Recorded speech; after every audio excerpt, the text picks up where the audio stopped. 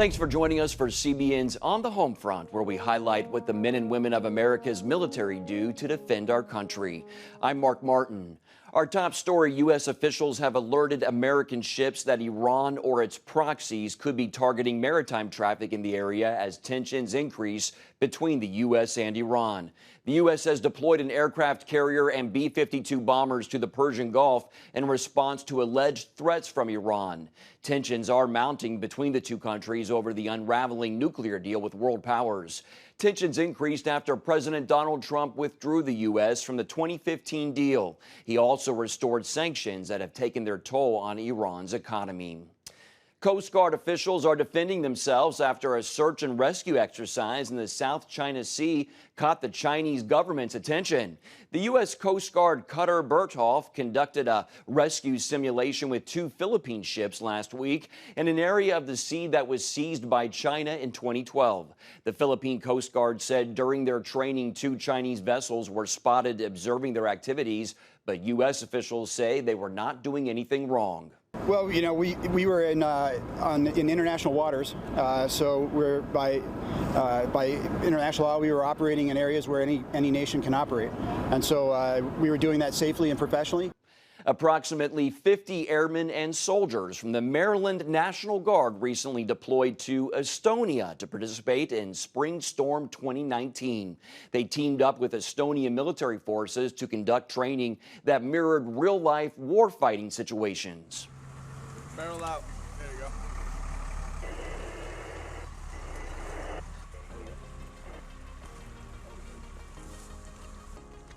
So Spring Storm is the Estonian Defense Forces yearly training exercise. It's a brigade-on-brigade force exercise where generally one brigade, this year the 2nd Brigade, plays a enemy role or an OPFOR role, and the 1st Brigade plays that Blue 4 friendly force role.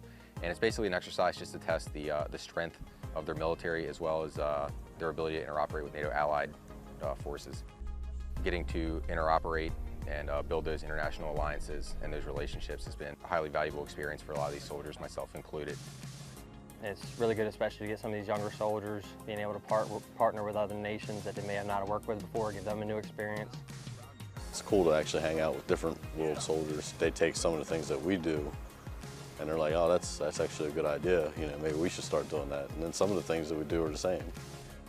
For this exercise, I was the commander of the joint force that came out here, and all of our squads were integrated Air Force, Army, and they're true professionals. Took 9 individuals from the Air Force side and integrated in with 35 from the Army. It was a very easy transition. We were broken down by rank underneath the Army leadership, so we had some squad leaders Air Force, we had fire team leaders in Air Force, and we also had airmen performing in fire teams. So us being a military police unit, we were conducting operations such as convoy security, rear area security, detainee operations, which would be our role in a near-peer conflict. So the detainee portion was a huge piece in this exercise. It was one of our bigger pieces that was evaluated. During that segment, we actually rolled to a site. Right after we accomplished setting it up, they rolled in 5 enemy prisoners of war. We were on a short timeline. My team did not ask questions. They performed very well.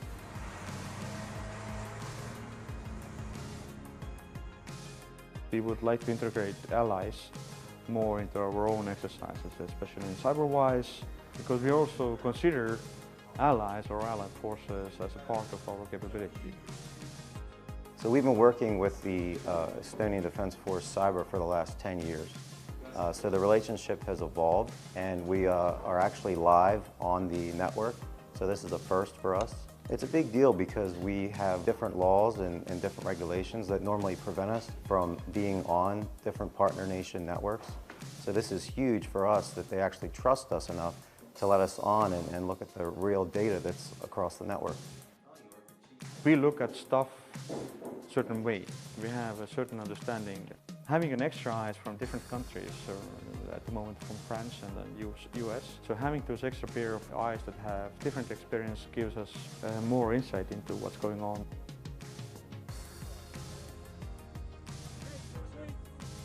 Well, stateside training, it's kind of like repetition. You pretty much know what you're doing, where you're going. It's kind of like the same thing. And then when you're going like overseas here, it's kind of, okay, I'm somewhere else, don't know what we're doing, don't know where I'm at, don't know the language. So it's interesting, it's fun, and you know, it makes for great stories when you go back home and everybody's like, oh, how was your annual training? You're like, I did this, and I did this, and I learned this. I met these cool people. I love what I do.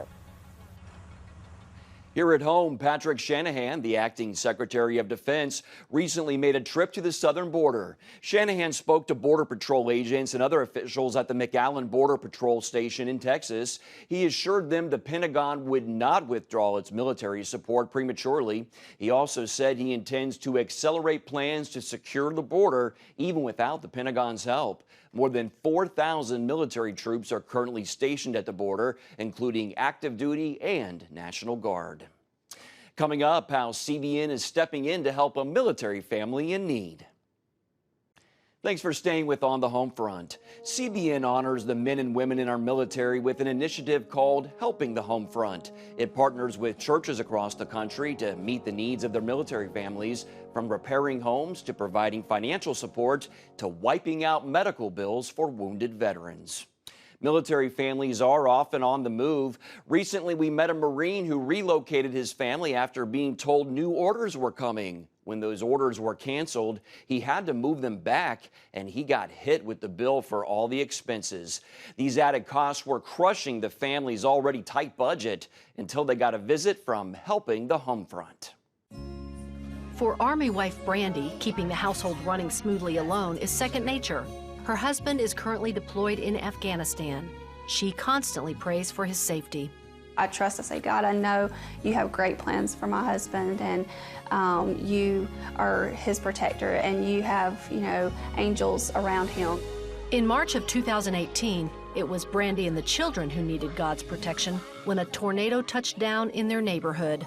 The rain and the storm was just beating down on the house, and you could hear that it was starting to get really, the wind was starting to get really aggressive. Brandy had only seconds to get her children into the interior closet before the house took a direct hit. My ears filled up with pressure, and then just the explosion of everything, like all the glass and everything flying through the house. You could just hear it outside, but it was so furious and fast, it just happened just like that. The roof was ripped off.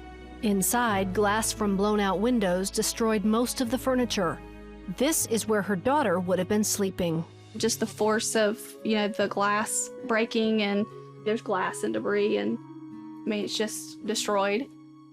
Yeah, I just look at this and I can't help but just be humble and thankful just for God's protection. Movers arrived to clear out the house.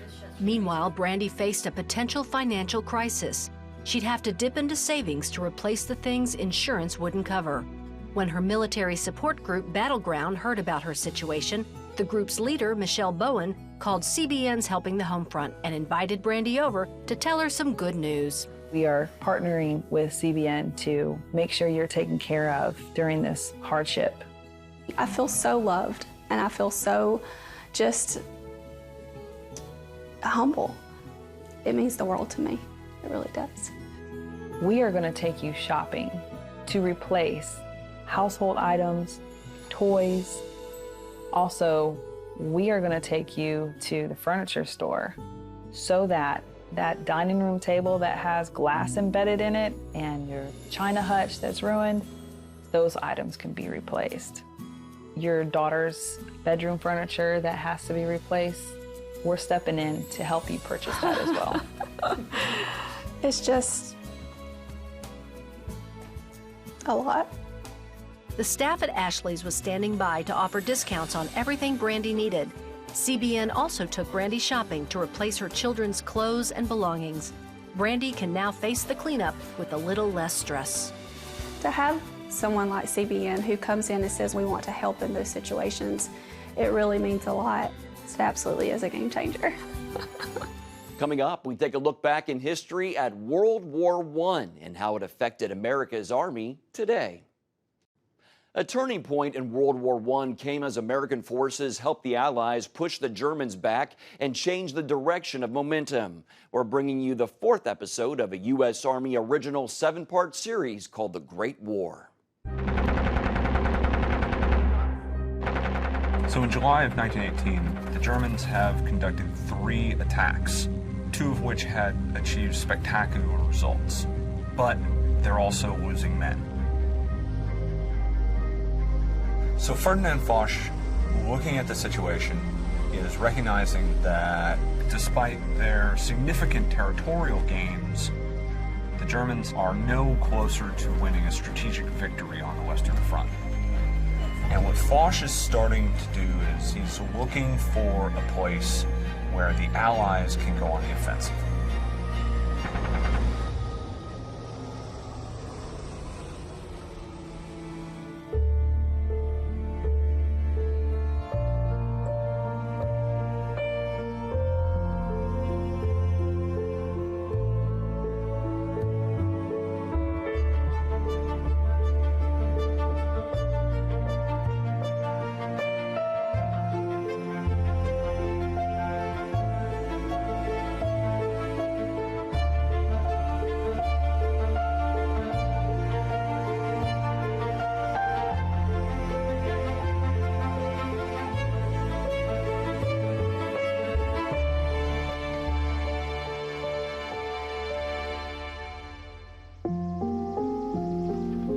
Ludendorff's objective during the spring offensives had been to separate the British from the French, push them off of the European continent, and isolate the French. So Ludendorff's idea is to attack the British again. He wants to pull all Allied reserves, particularly French reserves, away from the British sector. So he is going to determine that another attack in the same vicinity of where the Blucher assault had been conducted is the way to do this. So Ludendorff designs a plan for an offensive targeted at capturing the French city of Reims. The idea being attacking on both sides of Reims and essentially encircling the city and then capturing it. At the same time, Foch consults with Pétain, Haig, and with Pershing, and believes that the Germans are going to make another attack, and he wants to blunt the German attack and then immediately counterattack. And the most enticing area is the Marne salient. And so he, along with Pétain and the French commanders, are going to plan an operation for a major assault against the Marne salient. The general idea is going to be weather a German offensive and then launch a lightning strike against the shoulder of the salient near the French city of Soissons. The idea being that if you could punch into the shoulder and cut the logistical lines into the salient, then it would dislodge the entire German position. So the main assault is going to be on the western edge of the salient. Both sides now have a plan. Now it's just a position of waiting.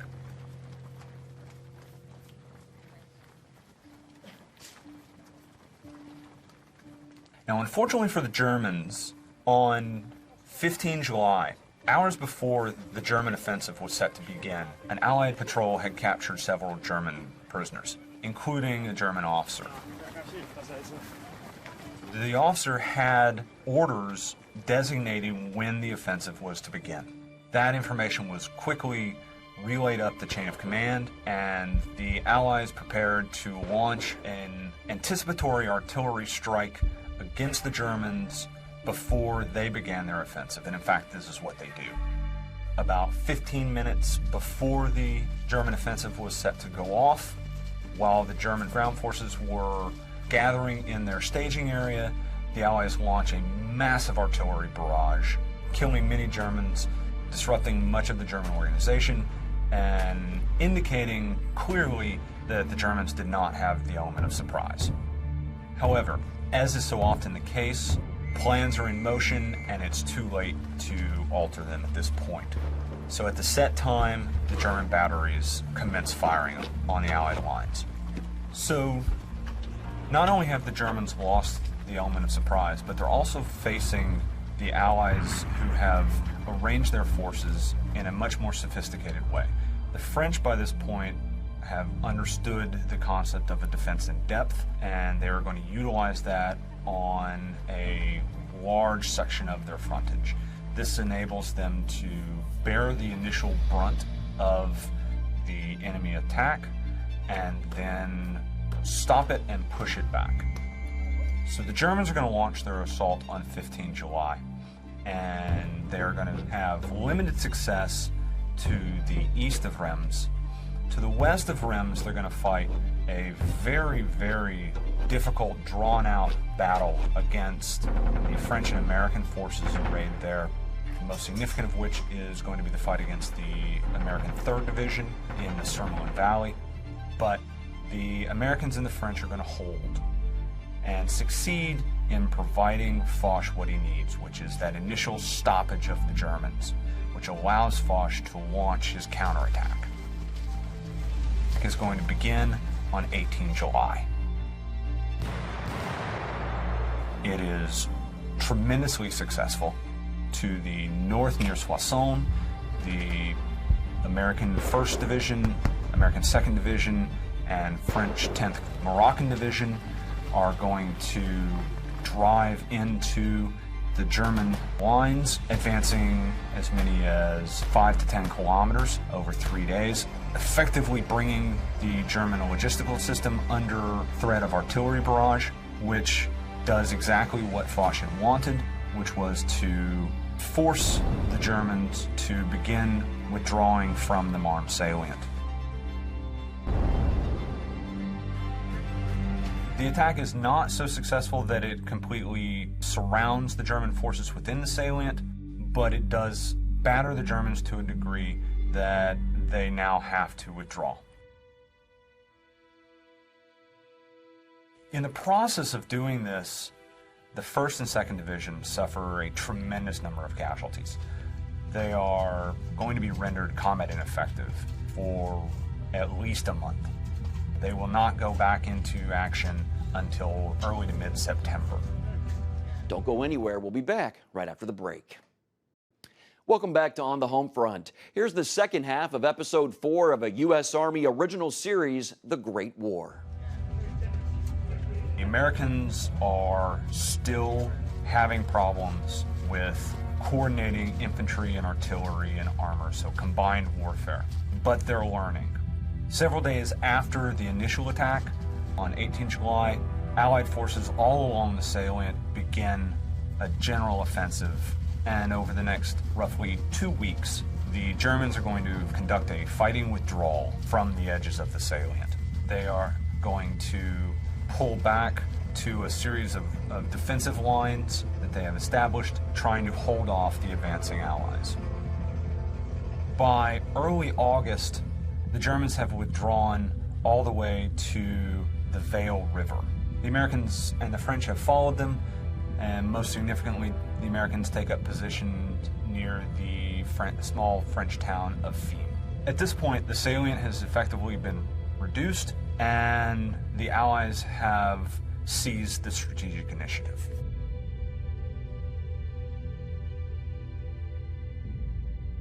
About a week after the attack, Foch pulls together the Allied commanders-in-chief for a conference. What Foch wants to do is conduct operations that reduce the other salients to improve Allied logistics and will allow them to have a better position on the line to launch a series of massive assaults on their own to theoretically win the war. With the reduction of the Marne salient already underway, there's another salient up near the Belgian town of Ypres, just south of it in the British zone. There's also a large salient near the city of Amiens. These will be reduced by the British in coordination with the Belgians and the French. To the east, there is a large salient surrounding the town of Saint-Mihiel, just south of Verdun. This task is going to go to the Americans. Pershing has been negotiating with Foch over the course of the summer to create an independent American army. With the battle experience that American divisions are gaining, Foch now agrees that the time is right to go ahead and form an American army. Because most American training and logistical networks are located in Lorraine, this makes St. Mihiel an ideal location for an assault by the American Army. Pershing, acting upon his agreement with Foch, is going to call for the formation of the American First Army, which will come together formally on 10 August.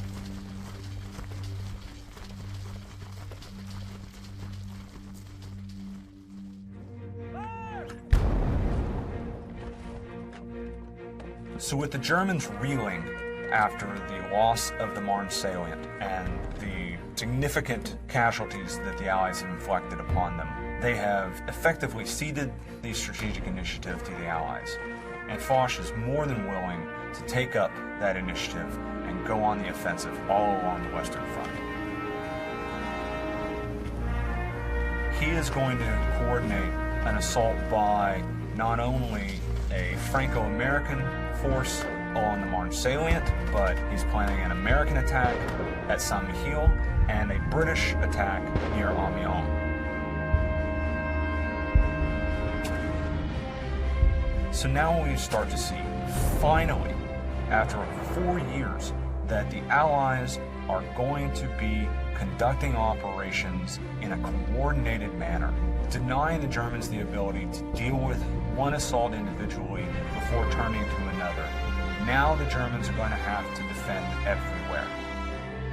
This series of events is going to set the stage for what will be known as the Second Battle of the Marne.